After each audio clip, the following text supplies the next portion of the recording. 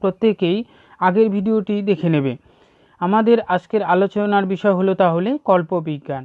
এই কল্পবিজ্ঞান শব্দটি কল্প এবং বিজ্ঞান এই দুটি শব্দ নিয়ে গঠিত।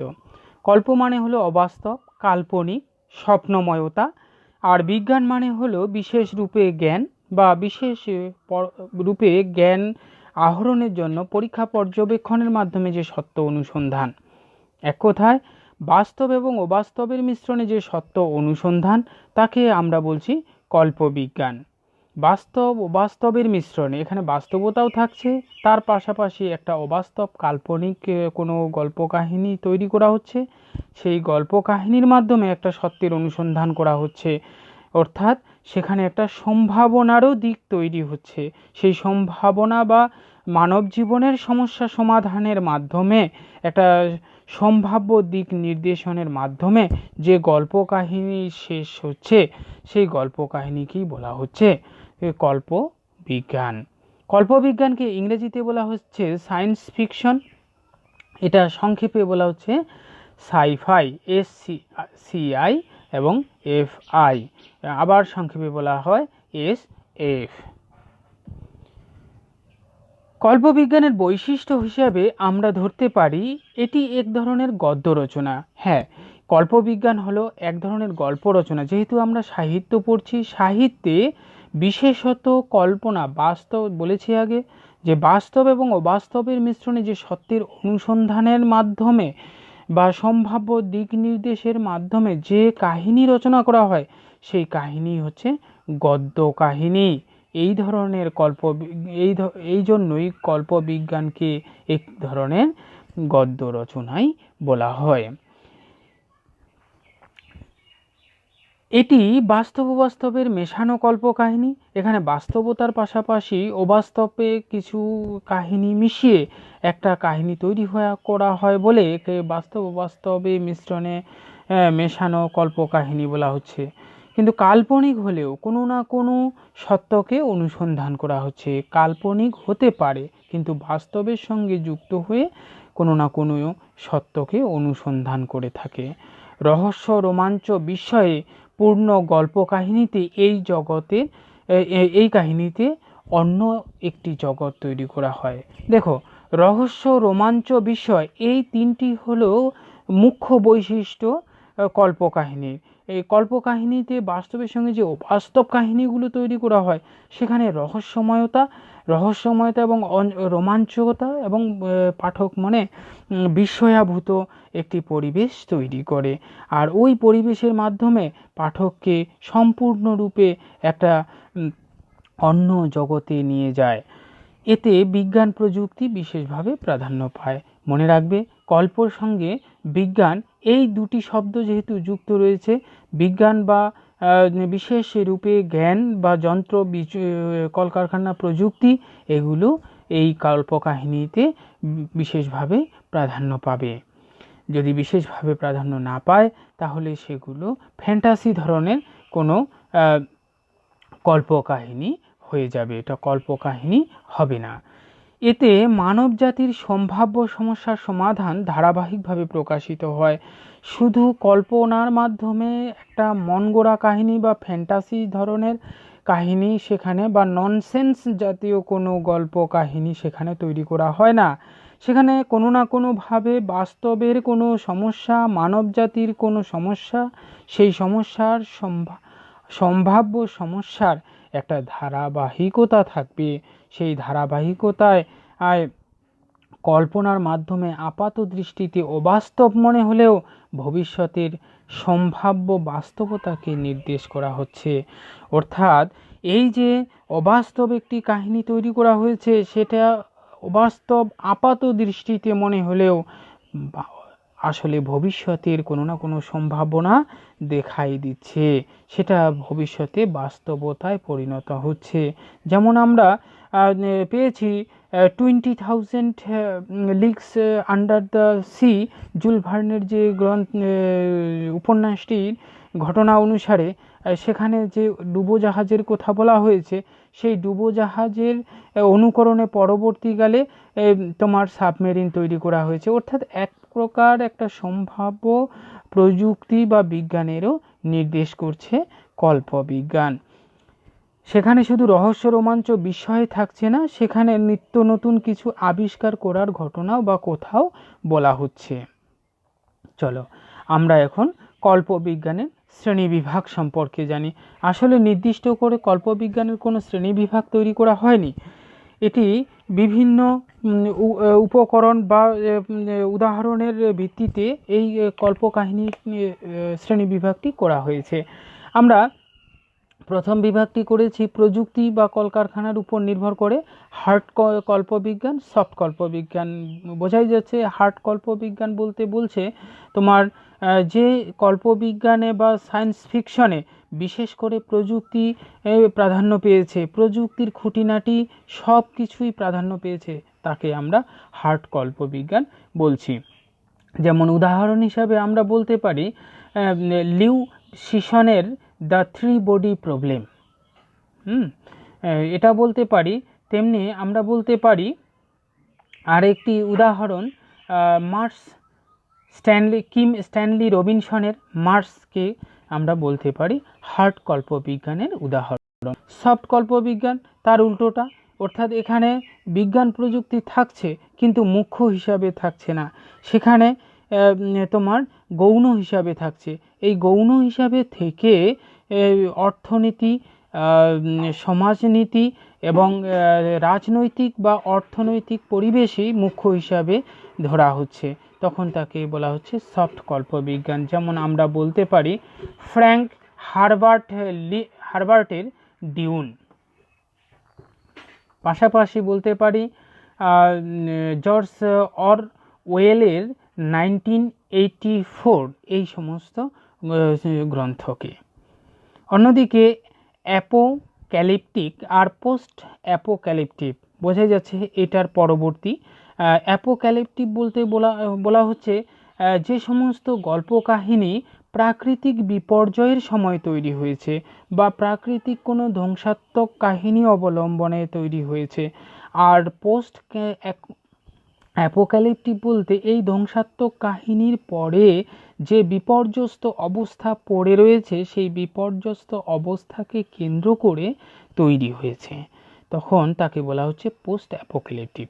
অ্যাপোক্যালিপটিক ধর্মী সায়েন্স ফিকশন বা কল্পকাহিনীর উদাহরণ হিসাবে আমরা বলতে পারি উইলিয়াম আর ফরস্টেনের 1 সেকেন্ড আফটার। এটা তোমার নিউক্লিয়ার যে হলোকাস্ট কিংবা যুদ্ধকে কেন্দ্র করে কি ধরনের বিপর্যয় তৈরি হতে পারে তার উপর নির্ভর করে তৈরি করা হয়েছে এক ধরনের অ্যাপোক্যালিপটিক কল্পবিজ্ঞান। এছাড়াও জম্বি ব্রেকআউটের সম্পর্কে লিখেছিলেন M.R. ক্যারের the boy on the bridge, এই গ্রন্থটি। আর পোস্ট অ্যাপোক্যালিপটিক এর উদাহরণ হিসাবে আমরা বলতে পারি ডাইং আর্থ, বা জিন উলফির the book of the new sun, কিংবা মিলার জুনিয়রের ক্লাসিক বা কান্টিকল ফর লিবোইটস, এই ধরনের গ্রন্থগুলোকে। আর ইউটোপিয়ান একটি সাহিত্যে অতি পরিচিত একটি শব্দ। এই ইউটোপিয়ান আর ডিস্টোপিয়ান এটার উল্টোটা। ইউটোপিয়ানে একটা আদর্শ সমাজের কথা বলা হয়। এই আদর্শ সমাজে গঠন করার জন্য উন্নত প্রযুক্তি বা যে সমাজ রাজনীতিকে কেন্দ্র করে তৈরি করার চেষ্টা করা হয়। অর্থাৎ ভবিষ্যতে যে সমস্ত গল্প বা উপন্যাসে সমাজ ব্যবস্থা এবং নানা ধরনের সুযোগ সুবিধার উপর ভিত্তি করে এই ইউটোপিয়ান এবং ডিস্টোপিয়ান শ্রেণী বিভাগটি করা হয়েছে। তো ইউটোপিয়ান ভিত্তিক গল্পগুলোতে সাধারণত একটা আদর্শ সমাজ ভিত্তিক ব্যবস্থাকে কেন্দ্র করে গড়ে ওঠে, আদর্শ সমাজকে কেন্দ্র করে গড়ে ওঠে ইউটোপিয়ান। আর ডিস্টোপিয়ানে গড়ে ওঠে আদর্শ সমাজের পরিবর্তে এককেন্দ্রিক সমাজ ব্যবস্থা গড়ে ওঠে। এখানে এককেন্দ্রিক সমাজ ব্যবস্থায় এক নায়কতন্ত্রকে কেন্দ্র করে যে প্রযুক্তির নির্ভর কল্পকাহিনী তৈরি হচ্ছে তাকে আমরা ডিস্টোপিয়ান বলছি। ইউটোপিয়ান গল্পকাহিনীর একটি উদাহরণ হিসাবে আমরা বলতে পারি ব্যাংকস এর player of games, Ursula K Le গুইনের দ্য ডিম্পোসেট বা তোমার লুইস লোরির বিখ্যাত কল্পবিজ্ঞান উপন্যাস দ্য গিভার। আর ডিস্টোপিয়ানের উদাহরণ হিসাবে আমরা বলতে পারি 1984 জর্জ অরওয়েলের সেই কালজয়ী কল্পবিজ্ঞান গ্রন্থটি।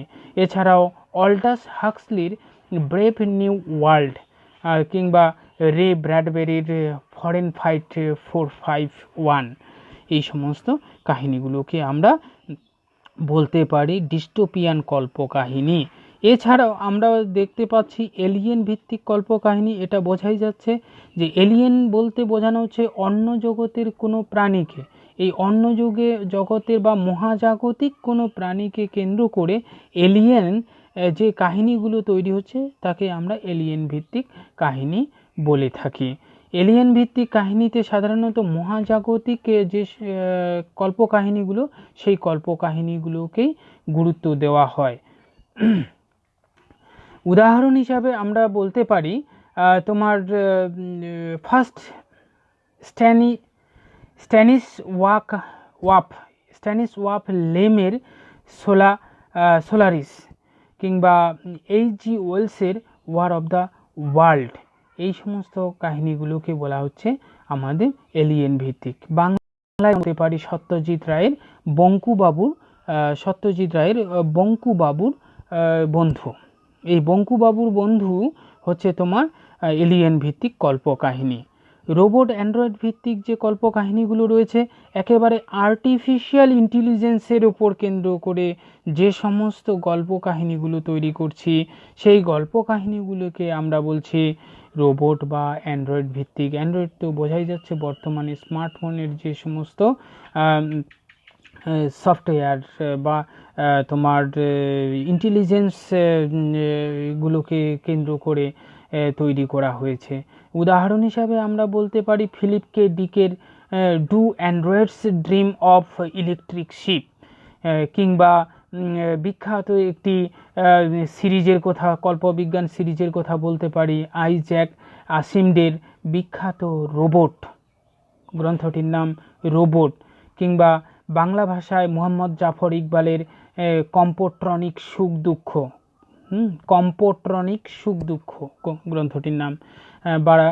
আরেকটি গ্রন্থ রয়েছে যারা বায়োবট, কিংবা সজল চৌধুরীর পলাতক। এই সমস্ত গল্প কাহিনী তোমার রোবট বা অ্যান্ড্রয়েড জাতীয় গল্প কাহিনীর মুখ্য উদাহরণ। লাস্ট রয়েছে অল্টারনেটিভ হিস্টোরি। অল্টারনেটিভ হিস্ট্রির কথা বলতে গিয়ে বোঝানো হয়েছে তোমার অল্টারনেটিভ বা একটার পরিবর্তে আরেকটা। যদি মনে হয় তোমার দ্বিতীয় বিশ্বযুদ্ধে হিটলার জয়ী হতো, তাহলে এই পৃথিবীটা কেমন হতো, তার সম্ভাব্য একটি ইতিহাস লেখা হয়েছে। অর্থাৎ যে ইতিহাসটা ছিল তার একটা পরিপূরক অল্টারনেটিভ আরেকটি কাহিনী বা সম্ভাব্যতা দেখানো হয়েছে, তখন তাকে বলা হচ্ছে অল্টারনেটিভ হিস্টোরি। আর অল্টারনেটিভ ইউনিভার্স বলতে বোঝানো হয়েছে এই মহাজাগতিক অবস্থানটার, এই মহাজাগতিক পরিবেশটার একটা পরিপূরক অবস্থান দেখানো হবে এখানে।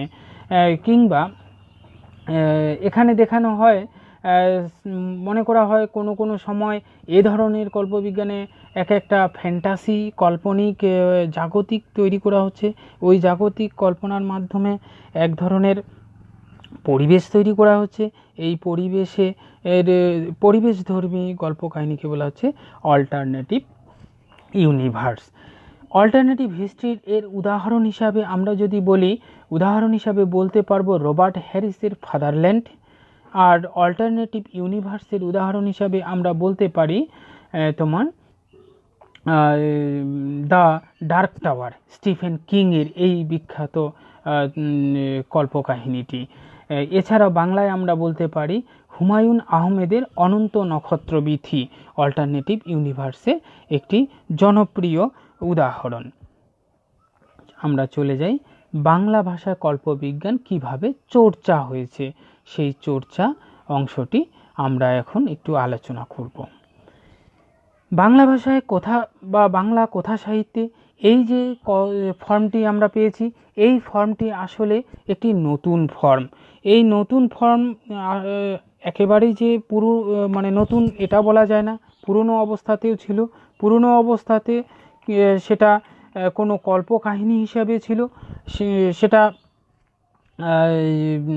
গুরুত্ব হিসেবে, সাহিত্য হিসাবে প্রকাশিত হয়নি। বাংলা ভাষার পরিবর্তে বিশেষত মহাকাব্যগুলোতে, মহাকাব্যের বিভিন্ন ঘটনাবলিতে এই কল্পকাহিনীর উদাহরণগুলো রয়েছে। প্রথম শুরু হয় 1882 সালে। কল্পকাহিনী ভিত্তিক রচনা লেখেন হেমলাল দত্ত। এই হেমলাল দত্তর লেখার রহস্য গল্পটি আসলে প্রথম বাংলা ভাষায় রচিত একটি কল্পকাহিনী। এই হেমলাল দত্তের লেখা কল্পকাহিনীটিতে বন্ধু তোমার নরেন্দ্র, তিনি তার বন্ধুর বাড়িতে গিয়ে, মানে নগেন্দ্র, হ্যাঁ, এই গল্পের নায়ক হচ্ছে নগেন্দ্র। নগেন্দ্র তার বন্ধুর বাড়িতে গিয়ে আশ্চর্যজনক ঘটনার সম্মুখীন হয়। এই আশ্চর্যজনক ঘটনাগুলো তাকে তখন অবাস্তব একটা কাল্পনিক পরিবেশের সৃষ্টি করে মোহিত করে রাখে। ওই সময় তার যে অভিজ্ঞতা, ডোরবেল তৈরি করা বা স্বয়ংক্রিয় ডোরবেল, চোর ধরার ঘণ্টা, কিংবা বিপদ সংকেতমূলক বেল, কিংবা ইলেকট্রিকের মাধ্যমে স্বয়ংক্রিয়ভাবে কাপড় পরিষ্কার করার যে মেশিন, বর্তমানে যেটাকে বলা হচ্ছে তোমার কি বলা হচ্ছে ওয়াশিং মেশিন, এই সমস্ত ঘটনাগুলোর সম্মুখীন হয়ে সে আশ্চর্যিত হয়েছে। কারণ ওই সময় তো এগুলো সেভাবে তৈরি হয়নি। নতুন এবং বিস্ময়াভূত সেই ঘটনার সাক্ষী হয়ে এখানে রহস্যের নায়ক নগেন্দ্র বিস্ময়াভূত হয়ে পড়ে। এই বিস্ময়াভূত ঘটনাকে কেন্দ্র করে রচিত প্রথম গল্প রহস্য হেমলাল দত্তের 1882 সালে লেখা গল্পটি প্রথম কল্পবিজ্ঞান ভিত্তিক রচনা। তারপরে রচনা করেছিলেন জগদানন্দ শুক্র ভ্রমণ। শুক্র গ্রহে ভ্রমণের বর্ণনা আছে। শুক্র গ্রহে এর আগে সেভাবে কোনো গ্রহ বা গ্রহান্তরে ভ্রমণের কাহিনীর বর্ণনা নেই।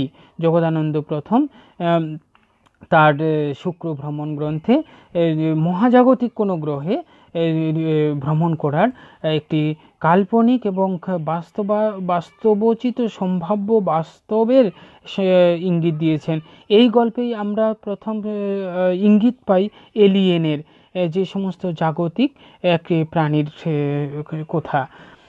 তারপরে বাংলা সাহিত্যে আক্ষরিক অর্থে বিশুদ্ধ বিজ্ঞান ভিত্তিক গল্প লেখেন জগদীশচন্দ্র বসু। বিজ্ঞানী আচার্য জগদীশচন্দ্র বসু তিনি তার বিজ্ঞানের বুদ্ধি জ্ঞানকে কেন্দ্র করে একটি বিশুদ্ধ বিজ্ঞান ভিত্তিক, যেহেতু আমরা জানি যে বিজ্ঞানের একটা বড় প্রাধান্য রয়েছে, যেহেতু আচার্য জগদীশচন্দ্র বসু নিজে একজন বিজ্ঞানী ছিলেন, তাই বিজ্ঞানের কলাকৌশল তার অনেকটাই জানা ছিল। সেই কলাকৌশলকে কেন্দ্র করে যে সাহিত্য রচনা করলেন সেটি হলো বিশুদ্ধ বিজ্ঞান ভিত্তিক বা কল্পবিজ্ঞান। তার রচিত নিরুদ্দেশ যাত্রা, এটি একটি বিশুদ্ধ বিজ্ঞান ভিত্তিক কল্পকাহিনী বা কল্পবিজ্ঞান সাহিত্য। এই কারণে অনেকেই আচার্য জগদীশচন্দ্র বসুকে বাংলা সাহিত্যের কল্পকাহিনী বা কল্পবিজ্ঞানের জনক বলে অভিহিত করেছেন। তার নিরুদ্দেশের কাহিনী এটি অব্যক্ত গ্রন্থে পরবর্তীকালে প্রকাশিত হয় ঠিকই, কিন্তু এই গল্পে বর্ণিত হেয়ার অয়েল বা কেশ তেলের যে কয়েক ফোঁটা ঝড় সৃষ্টি করতে পারে, আর ওই ঝড়ের যে তাণ্ডব, এই ঝড়ের তাণ্ডবে যে বিস্ময়াভূত রোমাঞ্চকর পরিবেশ তৈরি করতে পারে, ভয়াবহ পরিবেশ তৈরি করতে পারে, সেই ভয়াবহ পরিবেশ কিভাবে পাঠক মনকে শিহরিত করে তুলেছে তার একটা বর্ণনা এখানে আমরা পেয়ে থাকি। ঊনবিংশ শতাব্দীতে কল্পকাহিনী সার্থকভাবে অর্থাৎ হেমলাল দত্ত তোমার আচার্য জগদীশচন্দ্র বসুর হাত ধরে যে কল্প বিজ্ঞান সাহিত্যের সূচনা হয়, চর্চার সূত্রপাত হয়, তা ঊনবিংশ শতাব্দীতে এসে সার্থকভাবে প্রতিষ্ঠা পায়। বিশেষত অক্ষয় কুমার দত্তের পদার্থবিদ্যা আর বঙ্কিমচন্দ্রের বিজ্ঞান রহস্য, এই দুই গ্রন্থের বা এর প্রবন্ধের মাধ্যমে বাঙালি সমাজে বাঙালি সাহিত্য বুদ্ধিজীবীকে বিজ্ঞান চর্চায় সবচেয়ে বেশি উদ্বুদ্ধ করতে সাহায্য করে। বাংলা কল্পবিজ্ঞানের গৌরবোজ্জ্বল অধ্যায় শুরু হয় বিংশ শতাব্দীতে এসে। বিংশ শতাব্দীতে সুকুমার রায় সবচেয়ে বেশি বাংলা সাহিত্য এবং বিজ্ঞান, কল্পনা এবং বিজ্ঞানকে সমভাবে তোমার আয়োজন করে প্রতিষ্ঠা করেন এবং মানুষের মনে, পাঠক মনে সক্রিয়ভাবে স্থান লাভ করতে সমর্থ হন। হেসোরাম হুঁশিয়ারের ডায়েরি লক্ষণের শক্তিশীল গল্পে বিশেষত তার উল্লেখযোগ্য অবদান লক্ষ্য করা যায়। সুকুমার রায়ের পরে প্রেমেন্দ্র মিত্র অবদান রেখেছে। তার উল্লেখযোগ্য রচনাগুলো হলো কালাপানির অতলে, দুঃস্বপ্নের দ্বীপ, যুদ্ধ কেন থামলো, মানুষের প্রতিদ্বন্দ্বী, হিমালয়ের চূড়ায়, আকাশে আতঙ্ক, অবিশ্বাস, লাইট হাউসে, পৃথিবীর শত্রু, আকাশে অতিথি, সমন, রং সাদা, পিঁপড়ে পুরাণ, ঘনাদা সিরিজ ইত্যাদি। সবচেয়ে বেশি উল্লেখযোগ্য হলো ঘনাদা সিরিজ। এই ঘনাদা সিরিজের মধ্যে দিয়ে প্রত্যেকটি মানুষকে যেন দেশান্তরে ঘুরিয়ে নিয়ে আসে। গভীর বন জঙ্গল অরণ্যে যেন এক আশ্চর্যজনক, শিহরিত, বিস্ময়াভূত এক অদ্ভুতুরে পরিবেশ তৈরি করে। এই ঘনাদা সিরিজের মধ্যে সবচেয়ে বেশি উল্লেখযোগ্য যেমন মশা গল্পটি। এই মশা গল্পটি আয়তনের দিক থেকে সংক্ষিপ্ত, ছোট হলেও তার ভাবনা চিন্তা এবং সম্ভাব্য দিকের দিক থেকে এক মানে উজ্জ্বলতর গল্প গ্রন্থ।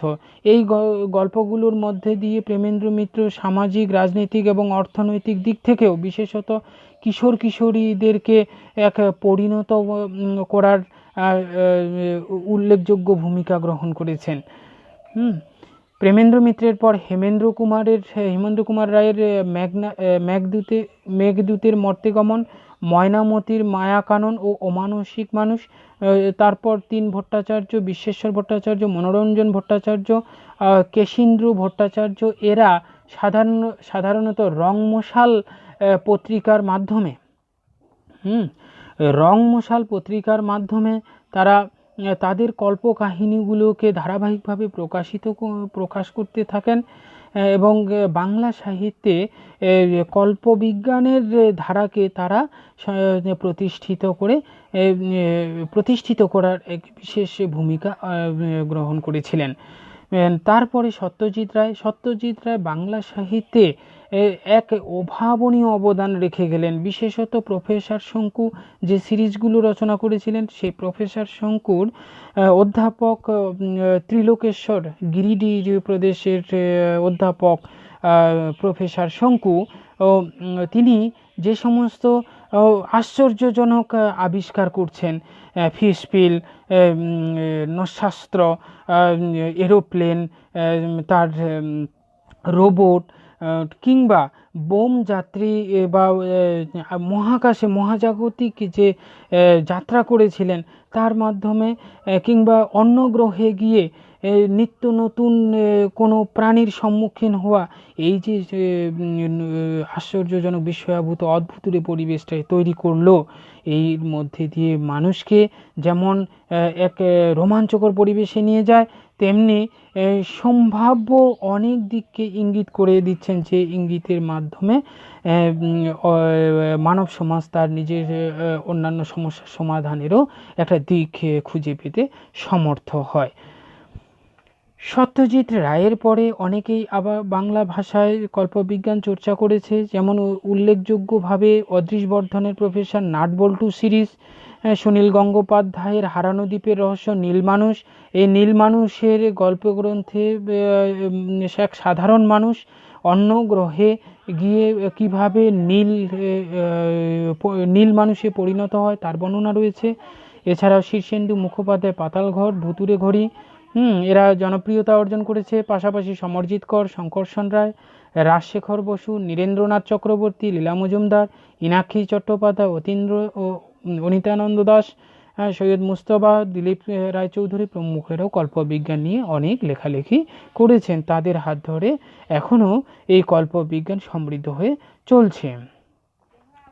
বাংলা ভাষায় এই পশ্চিমবঙ্গ বাংলা চর্চার পাশাপাশি অধুনা বাংলাদেশের ধারাতেও কল্পবিজ্ঞান প্রতিষ্ঠা লাভ করে।